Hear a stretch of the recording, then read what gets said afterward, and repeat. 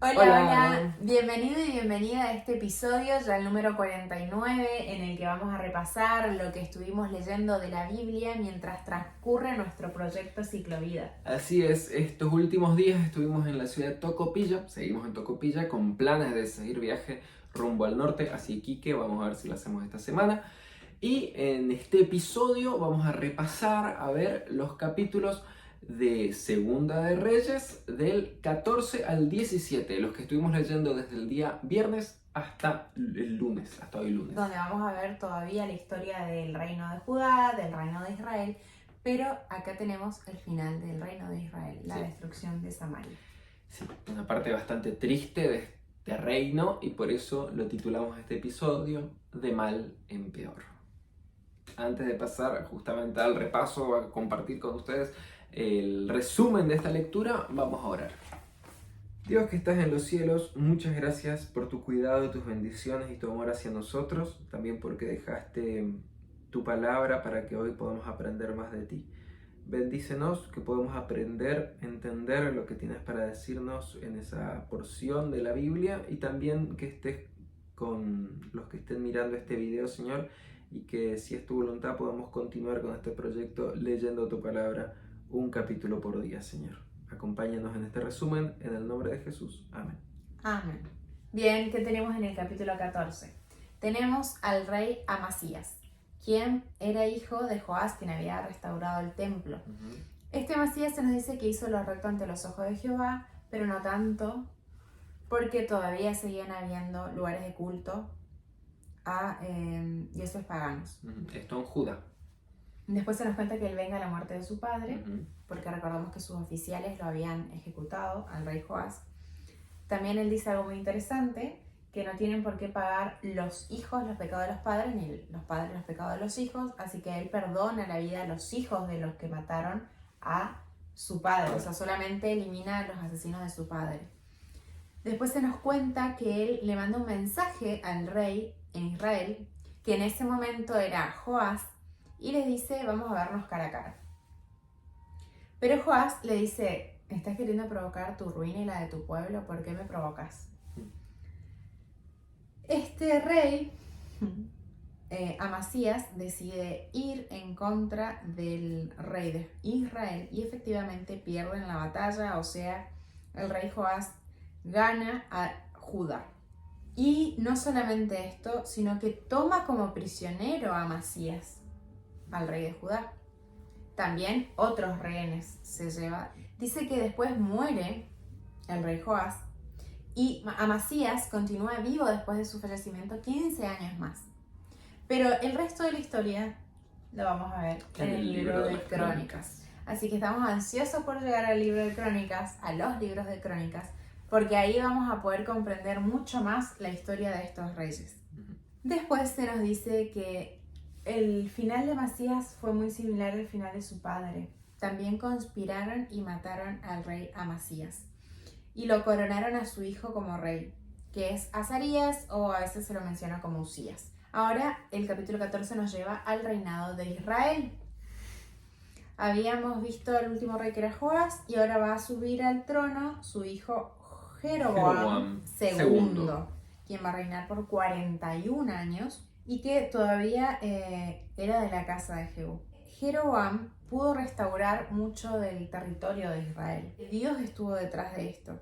Dios ya lo había profetizado a través de un profeta llamado Jonás, que eso también lo vamos a ampliar probablemente en los libros siguientes, porque ¿qué pasó? Dios había visto el sufrimiento de Israel y se nos repite, pues aún no había decidido borrar de este mundo el nombre de Israel. Todavía Dios seguía sosteniendo a este reino. Y se nos menciona el sucesor que viene después de Jeroboam, que es Zacarías. Nuevamente en el capítulo 15 nos vamos a Volvemos a Judá, donde tenemos a este rey que habían coronado después de matar a Amasías, Azarías, quien reinó por 52 años.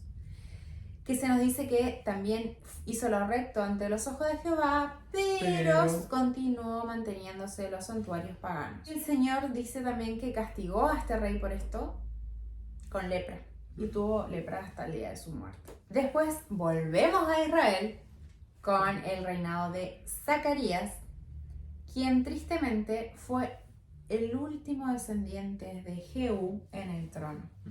Recordemos que Dios le había dicho a Jehú, quien había terminado con la casa de Acab, que solamente su descendencia iba a durar cuatro generaciones después de él. Y es Salum quien hace cumplir esta profecía al ejecutar a Zacarías. Asume Salum. Después, Salum también va a ser ejecutado por Manahem. Sí, acá viene una seguidilla de conspiraciones y de peleas por el trono. Sí. Zacarías, el último descendiente de Jehú, solamente duró 6 meses en el trono y fue ejecutado por Salum. Salum solamente duró 1 mes y fue ejecutado por Manahem. Manahem duró 10 años en el poder y llegó a subir al trono su hijo, Pacaía, quien duró 2 años porque después fue ejecutado por Pekah. Y Pekah reinó por 20 años y fue ejecutado por Oseas. Y Oseas duró 9 años.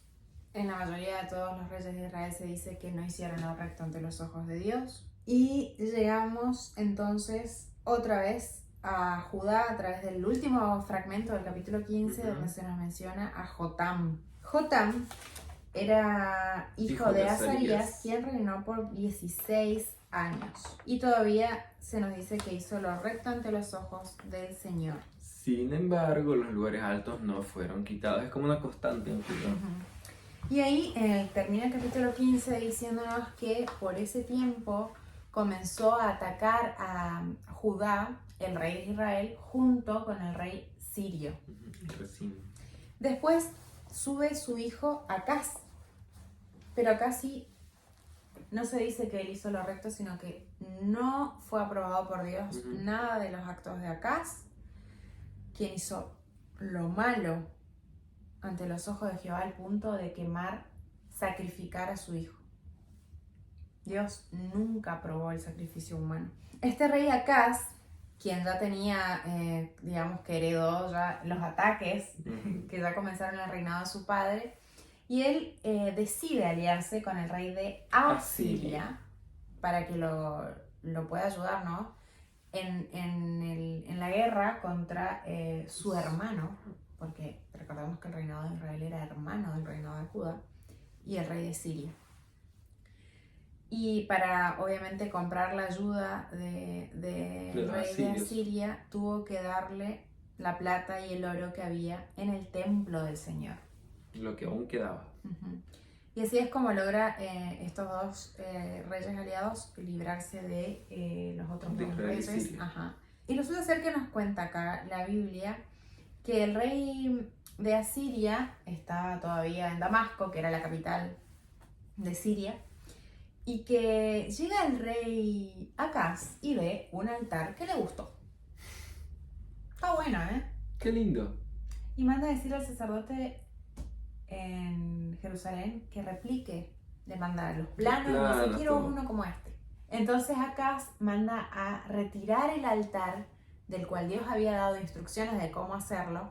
Si bien sabemos que Salomón duplica las medidas al hacer el nuevo templo, pero retira este altar y coloca un altar que él imita de lo que era la adoración de los paganos. Y también quita la fuente principal. Todo esto dice que lo hizo para agradar al rey de Asiria, además. A su nuevo aliado. Imagínense que nuestra adoración sea simplemente para agradar a otros. ¿A ustedes les parece correcto buscar agradar a un igual? ¿O les parece correcto buscar agradar a nuestro Creador? Que justamente los había librado del yugo de la esclavitud. Sí, bueno, ahí vemos cómo se fue degradando completamente este pueblo escogido. Inclusive Acaz no le encarga a cualquiera la fabricación del nuevo altar, sino a un sacerdote Que el sacerdote por ahí podría haber tenido un poquito más abierto los ojos y decir, mira, esto que estás por hacer no está bien. Pero O no lo voy a hacer, no me voy a prestar para eso. Exacto, pero el sacerdote lo hizo igual y no lo advirtió sobre que lo que estaba haciendo estaba mal. No lo amonestó por esto. Y después se nos menciona a su descendiente, su sucesor, Ezequías. Esto ya dijimos en Judá. Capítulo 17, volvemos a Israel, donde tenemos el final de este ciclo de Biblia y el final también de Israel. En ese momento en Israel dijimos que estaba reinando Oseas. Y el rey de Asiria ataca a Israel, toma a Oseas como rehén, o sea, lo lleva preso en realidad. Y el ataque dura 3 años. Dice que el año número 9, ya al final, como dijimos, es donde ya se apodera de lo que era la capital, lo que era Samaria y del reino de Israel. Y este capítulo 17, aunque es el capítulo más triste porque vemos el final de este reino, también es el capítulo que más me gustó. Se nos dice que los israelitas pronunciaron palabras impropias contra el Señor, que construyeron santuarios paganos, incluso no confiaron en el Señor, sino que despreciaron la ley y el pacto, siguieron a dioses sin ningún valor, con lo que también ellos perdieron su valor. Y esto es lo que decíamos antes, cuando nosotros buscamos adorar, vamos a hacerlo siguiendo costumbres de un igual, imitando a un igual, buscando agradar a un igual, o vamos a buscar agradar al Creador, a Dios, quien es santo. Porque dependiendo de nuestro estilo de adoración y hacia dónde va dirigido, es también nuestra calidad, digamos. Si vamos a ir hacia arriba o si vamos a ir hacia abajo. Entonces Dios decidió arrojar de su presencia a Israel y se los entregó en manos de los asirios. Así es como termina la historia de este reino. Tristemente. ¿Qué fue de mal en peor? ¿Por qué fue de mal en peor? No solamente por todo lo que ya fuimos leyendo, sino que para rematar, el rey de Asiria quiso obviamente repoblar esta sección de su nuevo reino que ya se estaba extendiendo, quiso volver a repoblar Samaria, manda a personas de diferentes lugares, pero Dios dice que envió leones que atacaban a estos habitantes. Y ellos lo reconocieron y se lo dijeron al rey de Asiria. El Dios de este pueblo está enviando leones que están matando a las personas. Entonces, como estas personas no conocen a este Dios, no lo pueden adorar correctamente y por eso él está enojado, digamos. O sea, ese era el pensamiento, ¿no? de estas personas. Entonces lo que hace el rey es enviar a un sacerdote que estaba entre los cautivos a Samaria para que enseñe a la población, a la nueva población de Samaria, sobre este Dios. La adoración a este Dios. Muy bonita esta parte de la historia porque podríamos pensar, genial, era una oportunidad para que la gente pagana pudiera conocer al Dios verdadero y poder adorarlo. El problema estuvo en que ellos querían estar bien con Dios y con el diablo, digamos. O sea, aprendieron estructura, aprendieron rituales, aprendieron superficialmente como quien cumple, digamos. Pero en realidad su corazón estaba dividido. Continuaron adorando a sus dioses paganos mientras buscaban adorar al Dios verdadero. Claro, el corazón de la adoración no estaba con el Creador, sino estaba con dioses paganos. Entonces acá, antes de terminar el capítulo 17, se vuelve a decir de que cuando el Señor había hecho un pacto con ellos, le había ordenado, no rindan culto a otros dioses, ni adoren ni sirvan ofreciéndoles sacrificios. Rindan culto solamente a mí, el Señor, su Dios, que los sacó de Egipto con gran despliegue de poder. Solo a mí deben rendirme culto y adorarme y ofrecerme sacrificios. Además, cumplan fielmente las leyes y decretos y la enseñanza y los mandamientos que les he dado por escrito, y no rindan culto a otros dioses. No olviden el pacto que he hecho con ustedes, ni rindan culto a otros dioses, sino solo a mí, el Señor su Dios, y yo los libraré del dominio de sus enemigos. Sin embargo, esas naciones no hicieron caso, sino que siguieron con sus prácticas anteriores y a la vez que rendían culto al Señor, también adoraban a sus dioses. Así que por más que se les enseñó, ellos no quisieron abandonaron aprender. a sus dioses paganos. Bien, ¿cuál fue tu parte favorita? Lo que más, bueno, es un capítulo, como dijimos, que va de mal en peor, pero lo que me gusta o lo que me gustó rescatar de esta sección es que si bien va todo de mal en peor, Dios no falta a cumplir su palabra. Se le habían prometido a Jehú que 4 generaciones después de él iban a estar en el trono, y así fue. Lo cumplió, Dios lo cumplió. Y lo mismo que en el capítulo 17, vemos todas las promesas que se podrían haber cumplido si eran obedientes y que no lo habían hecho. Dios es un Dios que promete y cumple. Su palabra no falla jamás. Está en nosotros elegir si queremos estar bajo el paraguas de las bendiciones de Dios o afuera. Sí, yo también marqué como favorito lo mismo que vimos en el ciclo anterior, cuando Dios dice, pues aún no había decidido borrar de este mundo el nombre de Israel. Todavía lo seguía sosteniendo, pero lamentablemente llegó la hora. Y llega el capítulo 17. Fue mucho tiempo de estar fuera de los caminos de Dios, de desoír las advertencias, de desoír a los profetas que amonestaban a los reyes, siguieron haciendo lo malo y bueno, así terminaron, lamentablemente. Y otra cosa con la que me quedo, y creo que es muy importante recordar eso, este versículo donde dice, siguieron a dioses sin ningún valor, con lo que también ellos perdieron su valor. E imitaron a las naciones que había a su alrededor. ¿Qué estamos haciendo nosotros? Cosa que el Señor les había prohibido. Dios cuando decía, no se junten en yugo desigual, no imiten ni siquiera la forma de vestirse, ni siquiera lo que comían, nada. O sea, tienen que destacarse, tienen que ser diferentes. Todo era una forma de proteger al pueblo. No era simplemente decir, no. ¿Por qué lo digo? Porque por ahí hoy en día puede pasar que pensemos que Dios es sinónimo de prohibiciones. Pero no, Dios es sinónimo de protección. Él es un Dios sabio que Él puede ver mucho más que nosotros. Y como dijimos, Él es justo y amoroso. Así que de Él nada de lo que venga de Dios puede ser malo para nosotros. Solamente tenemos que tener algo que es esencial, la confianza. Es decir, la fe. Y aunque muchas veces nos ocurran cosas que por ahí no comprendemos, si decimos nosotros tratamos de caminar a los caminos de Dios, igual nos pasan cosas para nuestros ojos malas, es porque Dios detrás de todo tiene un plan. Detrás de todo eso tiene una forma de expresarnos su amor y su protección sobre todo, porque lo que quiere es que nadie se pierda. Realmente al repasar la historia del pueblo de Israel entendí el valor que tiene que esto esté registrado en nuestras Biblias y el valor y la importancia que nosotros lo estudiemos. Porque a través de la historia de este pueblo escogido, el amor, la paciencia, la misericordia, la protección, las reprensiones también, los juicios, las advertencias, los llamados de atención, todo eso que vemos en esta historia es también algo que nos sucede a nosotros hoy en día. Porque en este mundo también Dios tiene escogidos.